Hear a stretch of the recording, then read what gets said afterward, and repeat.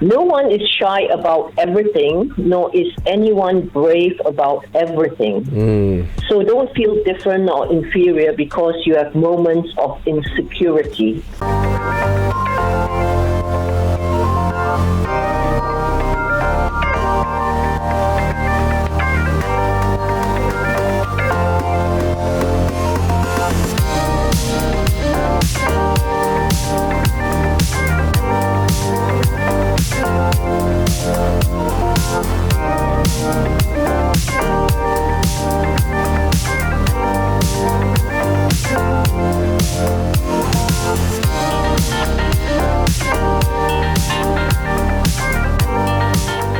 All right, guys. So, Petrina, so literally, guys, so pay attention. Take notes of what Petrina's going to be sharing with us today, the way that we're going to give some really powerful inspiration. So get your book ready, because this is Bulletproof Dating. If you haven't got yours, you can get it from Christian Books Plus, because it's been phenomenal. It's been helping me as a married man. Had my 20th anniversary just like on the 1st of September. Wow. And And not just that, it's really good for generally. See how he doesn't show himself. Go ahead. It's just really good to use in terms of your relationship with people in general, because one of the important things about they say this a lot in love therapy, but it's very true, which is if when you come to love therapy, you can already start applying the things now, and if you can build good relationships now, you'll be able to carry that over into your relationship, because communication is very important. And the book really helps you to understand like the different types of people. So if you talk to different types of people and you can learn about the different individuals you have, like one of the things that really helped me was I realized that someone who likes to be a joker, there's nothing wrong with that, first of all, but it's the fact that they want to be like that, and they can stay like that. Of course, whether or not that'll make them a successful professional is a different question, but they have the right to be a joker. Okay. And so you should just leave them to be a joker, because they enjoy that. You know what I mean? It's who they are. And then there's a way that a joker needs affirmation from people around them. And so if you give them the affirmation, it's an easier way to communicate. And so I learned that, so I know this guy's a joker, so let me just say nice things to him to make him happy. That's good. And then take advantage of, I love it. Happy. There you have it. And that's how powerful this book is. So, Petrina, what are we looking at today, Superpower? So last week we were looking at the chapter 11, which is how and where to find a partner. How and where and we covered, to find a partner. Yeah, that's right. Yeah, today we're covering that because last week we covered the how. And what we did last week is, or the previous weeks is, we did say that yes, you need to look for certain values and you need to maintain certain values. However, at the same time, you shouldn't be too fussy. Or look for the perfect person, because you're never going to find them. Yeah, it's true. That's good for someone like Cynthia and Shad to hear, isn't it? I mean, Cynthia especially, because Shad is already on course and on his journey, but Cynthia, like, starting out in life, looking forward, one of the greatest tips is don't be too fussy. That doesn't mean like you're gonna just find someone and say, come and follow me. Like that you find on the street. No, but that you have to have realistic things that we look at in a person, so it's really important. So we touched on that last week, and I think where to find the person is huge, because sometimes people can get things wrong. We can get it very wrong. It's like, it's where you are is like, why are you there? Can be, or it can be like good things can happen, but you don't even know the opportunities around you. You know what I mean? So please take us to the promised land. Okay, so we are actually on page 143, if you have the book. Okay, 143. Let me just, can you switch to the close-up camera, please? Yeah, this is right. Yeah, this is where I do my thing.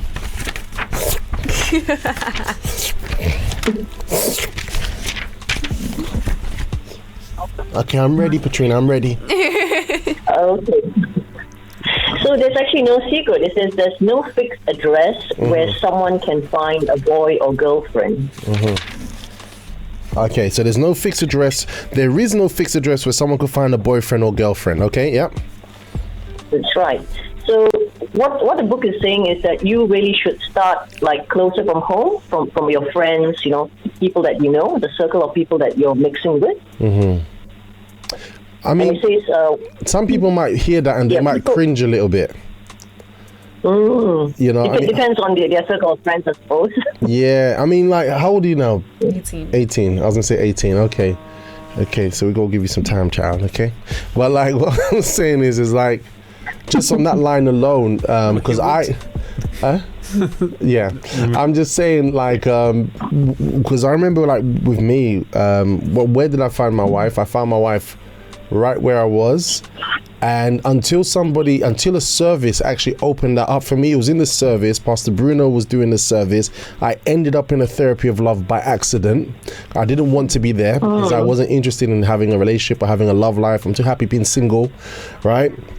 And then during the preaching, he said like this, and I never forget.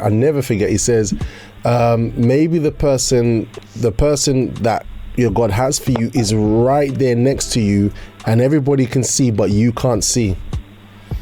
Oh, right in the chest. I'm like, no, it's not me. It's not me. It's not me. And maybe the person's there, you don't give them a chance.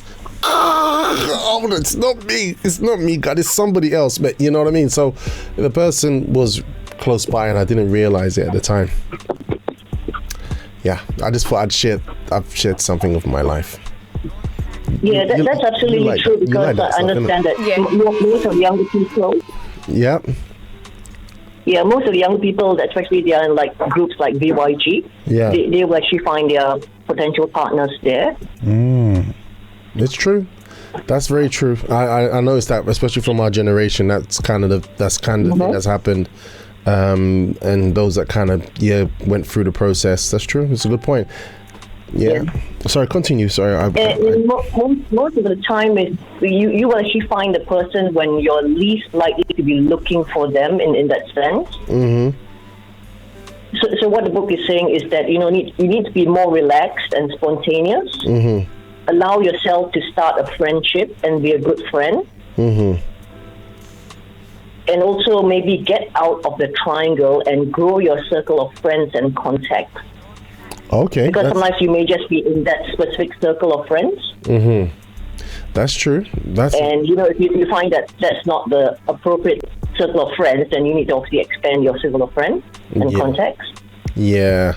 And also actively participate in the groups with common interests that you like. That's a good point, right? That makes sense. You know what I mean? Because usually... And I'm bringing this analogy to business again, as it's been touched upon many times in this book. In businesses, for you to find suitable clients, you would usually market in certain environments, certain groups, right? Because they have the same mind path thoughts, like Ronald and Petrina. They're always at these events, holistic events, business events, and they find people with similar mindsets. Ken Okorofo from the Humble Penny, he met his wife at a property investment event, and they hit off very well. So that's a very interesting one. I think that's broadening up a perspective on how we see things around us, isn't it? And people. Yes. And one of the most important one is basically be there and be seen. Really? Like on the breakfast show or in other groups, there are some what we call hawker stalkers and those who just keep quiet. Yes. So if you don't speak up, or if you're in a chat group, and you don't chat, you're just behind the scenes, always listening in or just reading the messages. Then no one will really know you're there. Yeah. That's true. You have to let your light shine, right? You have to let your light shine. There's a line. Like, no, what I mean is let your light. That means when I'm connecting it to this passage, it means with modesty, right? You're not like put under a chair. You're putting you have qualities about you that can add value to other people. And one of the best ways to let you can turn your camera. I was going to say something quick. Okay, go on then. One of the best ways to let your light shine is to invest in yourself and just to give your best in whatever you do. Wonderful. I love it. Dr. Shad, you are wonderful. You're right. Yep. Simply, don't worry. We will sell you off. Oh. Father, here he goes. You know, Robert, what I'm talking about. I thought you overcame this. So, Cynthia, in the breakfast show, oh no, we have. I think Petrina's aware of this as well. You know about this? Yes, I am aware. Yeah. So anyone who's an old school listener of the no, show. I'm sorry. So you're 18, right? Yes. And you're from Angola. Yes. You degree pass? Huh? Degree pass? What's that mean? Did you pass your degree? Me, I haven't done my degree yet. So are you gonna do a degree? Yeah. So your degree pass. Okay. So that's your value. Okay. So that's your value, right? Okay. Robert wants a rhino. I'm okay with the rhino as well. Petrina, what do you want? Oh, father. I don't know. Dowry, what would you like? Okay, let's stop. Nonetheless, it's out there now online. Give it 4 more years. Cynthia's on the market. Cynthia, don't get scared. Don't get afraid. This is the thing that Shad used to do. In the Arab, in the desert. It's not just the Arab culture. It's all of our cultures, brother. Yeah. And they'll exchange the child or whatever for like 300 goats and 2 sheep and 5 camels. You know what I mean? There are some ladies that you'd actually get like a whole house and 3 sheep and 2. You know what I'm saying? So anyway, so he said a rhino. So anyway, we're not going to go there. We're going to focus on bulletproof dating because we live in the city. We live in London. We're all in built up different countries here. All right, our different listeners are from across the globe, and ain't nobody selling no one today. All right.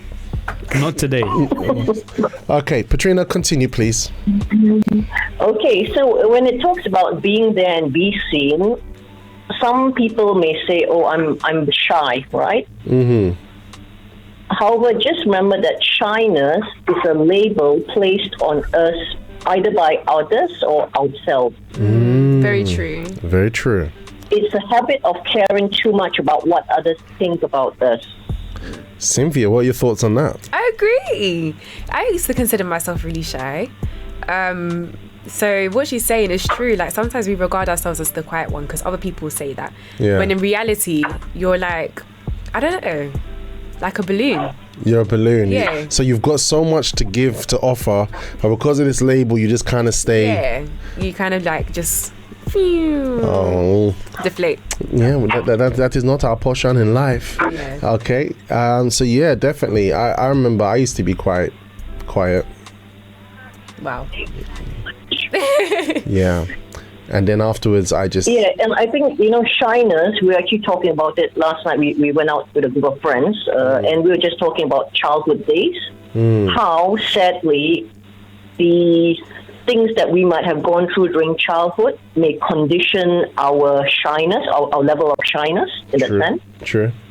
That's so true. For example, when you're in school and say you answered, the teacher asked you a question and you answered it, you will go and answered it, and when which called you certain names that it wasn't positive, that will really affect your confidence as a child. Absolutely, and then people carry it until their adulthood, isn't it? Yeah, that's right. And sometimes we never actually reflect and maybe think that maybe it's something we should change because we consider it as a part of ourselves, isn't it? That's right. It's scary. Chanel says this. I agree. When I changed my environment, I got to come out of the old circle to a new environment, learn new things, and gave new testimonies, which will eventually be blessings for my love life.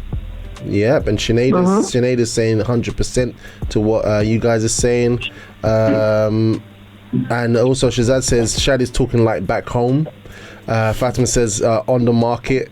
Shazad said this is the best advice as I met my partner in church and VYG, and it was always been visible. So as in the person who's your potential partners around you in your circle. Yeah. Also Hortensia says glory to God, amen. Okay. What's it? Yeah, might even be fixed abode. It happens. So it may be easy to list the places where you should not find someone, whether then or where to find someone. What do you think, guys? I think the whole listing where you shouldn't find someone, it's when you have I don't want how can I put this, when you're the right person and when you think in the right way, when you have the right mentality, you start to become aware intuitively what is right and what is wrong. Ooh, so for example, drop it like it's hot. Yeah. For example, like that you're not going to find the right person in the club. A better and maybe a more discreet example, if I can put it, is like if you're somebody who is of the faith, you believe in God, you believe in Jesus Christ, you believe in serving God, then you know that the right person for you is not going to be found someone who's not serving God, who's not in the same faith, the same mentality as you. Okay. So that's why we don't list these things. All right. Okay. I hope that helps. Yeah, nice one. Yes, Petrina, let's get back to you. Let's go. Okay. Now, the other reason why most of us are shy these days, or most of the younger people are shy, is because of technology. You know, the modes of communication has changed so much. Yeah. That's where everyone now is like having a smartphone or a smart device, and they are texting rather than having a face-to-face communication. That's true. I agree. And this is why they get into that shy mode, because they're not used to actually talking or communicating with someone in terms of a face-to-face, a phone call or face-to-face communication. Okay, Cynthia, your thoughts on that one? Because I can see you just sparked up when she said that. Because it's true. I mean, because obviously in secondary school, I'm a newer generation, right? So we all had smartphones, we had social media. A bit closer. And consequently, you would have individuals who'd have chest online. Like, they would say everything and anything, and they were bold and boisterous online. Texting online, everything just bold. But in person, the excitement was gone. Wow. The vim was gone. The boldness was, it was like, so we'll call them keyboard warriors. Were you a keyboard warrior? Petrina, did you hear that? Yeah, I suppose so. I'm head of prayer warrior. Now I'm hearing keyboard warrior. Wow. Yeah. Gosh. Yeah, I agree. It's like in person, it's like you don't know how to interact. Because I think when you're behind a phone or screen, no one can see you. It's a layer of protection, isn't it? They can't look in your eyes. Yeah. Your expression. Exactly. You can hide behind a screen, but in person, you're just hiding. You are who you are. You know, Petrina, and how important is it to get to the basics of learning communication, right?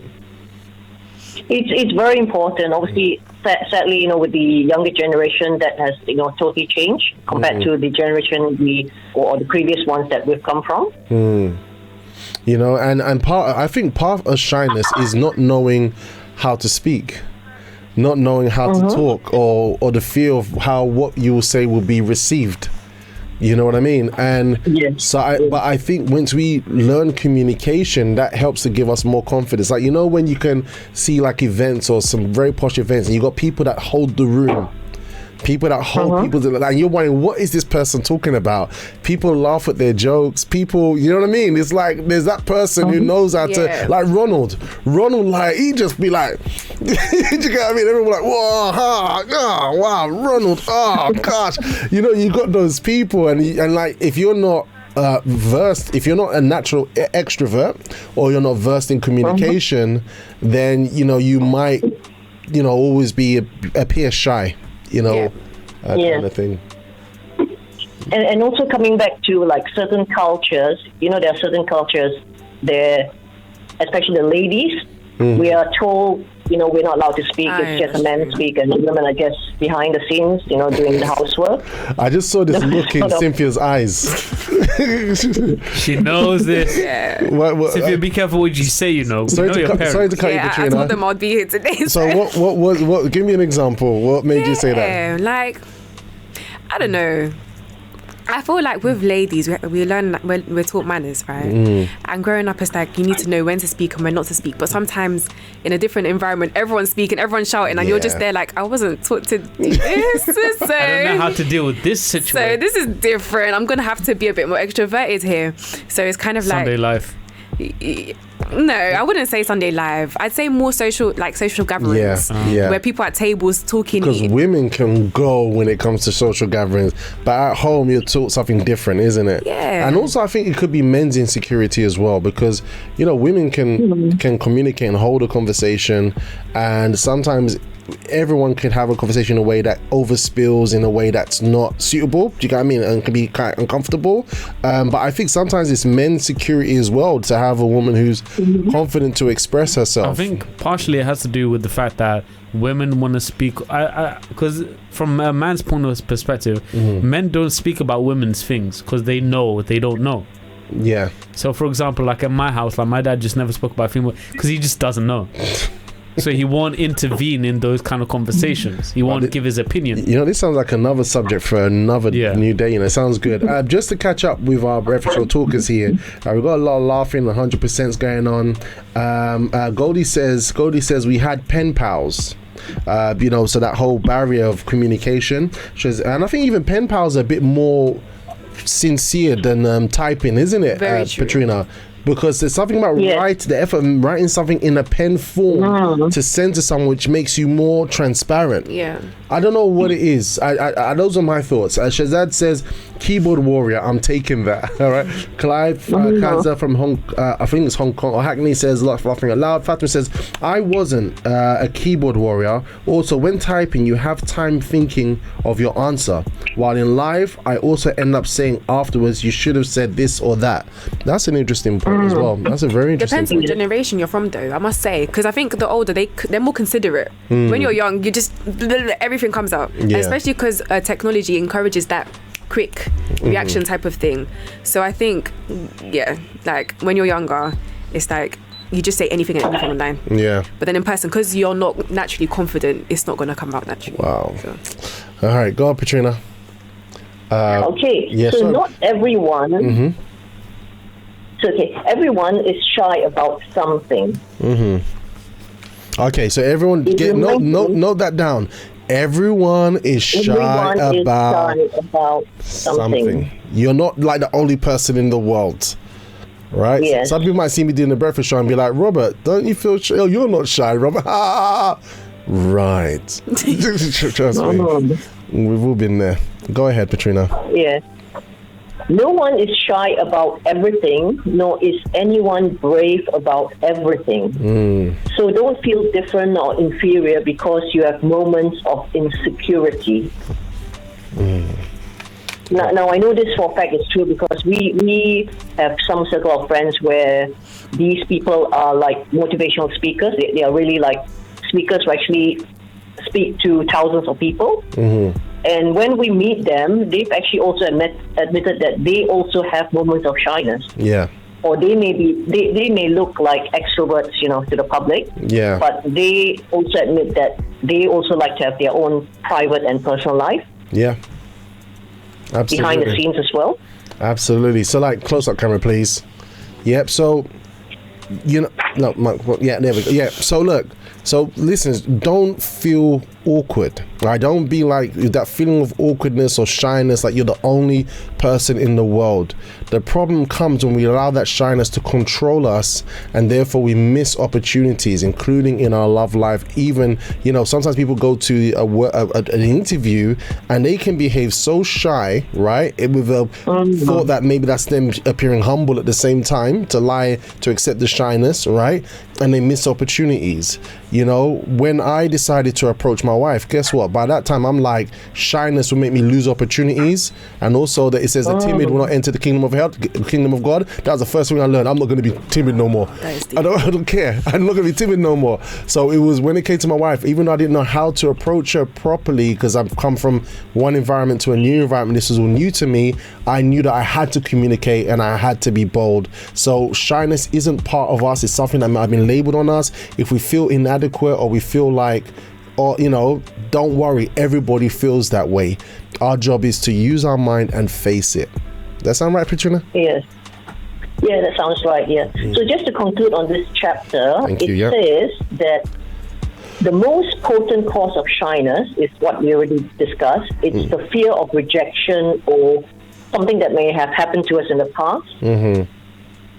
So what the book encourages us to do is, if you're shy because of circumstances that have occurred to you in the past, what you need to do is do yourself a favor, forgive all those who have rejected or mistreated you, shake the dust off failed relationships and move on with your life.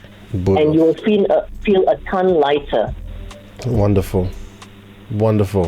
That is it. We have to keep moving forward, isn't it? We can't leave that stuff with us. Wonderful. Yes. This is Petrina, this is free therapy, you know that. Yes. Go ahead, sorry.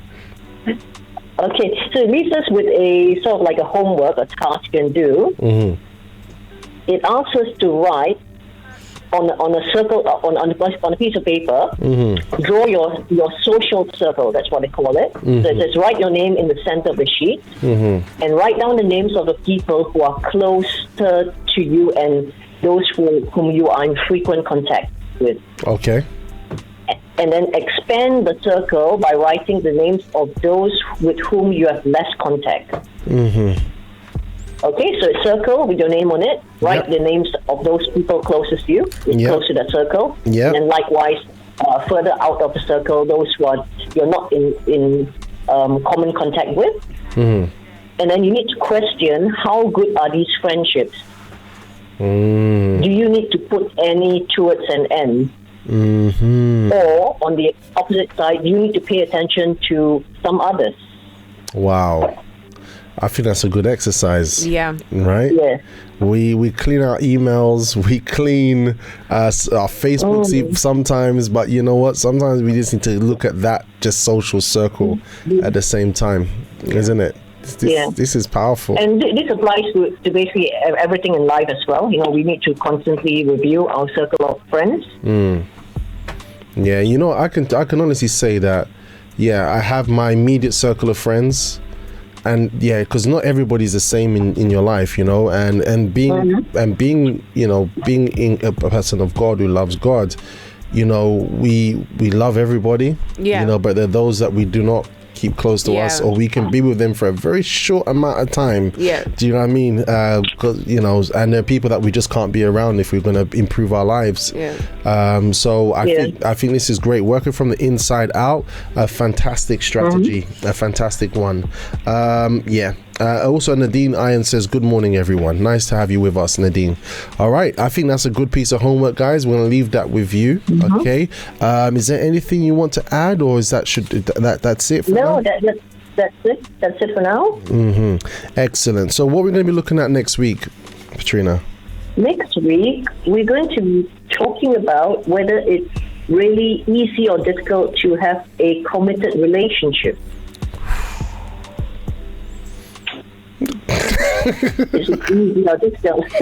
Wow, this is going to be deep. All right, guys, so get ready for that one. By the way, it says here, shy people don't need much more than a few moments of courage to succeed. I like that statement. So this is it. This you need to get this book, everyone, guys. Pick this up. And next week, that's it. Is it easy to, what was that? Is it easy or difficult to maintain a great relationship, a committed relationship? Excellent. All right, guys, you don't want to miss that for next week, Wednesday, with Petrina. All right. I'm feeling good. I'm feeling well fed. We've got some really powerful information there. Some real personal tips for us to go and face our shyness, face our fears, and to do better. So in our love life and the other spectrums of areas in our lives. So this has been fantastic, Petrina.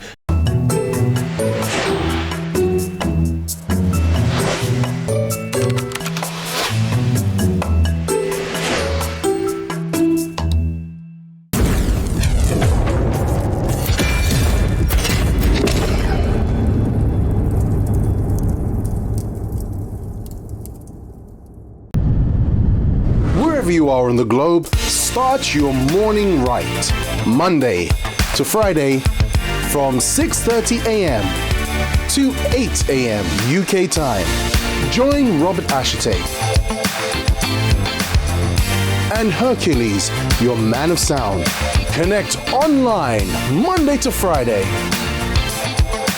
with special guests for inspiration, motivation to start your morning right. Music, banter, fun and laughter.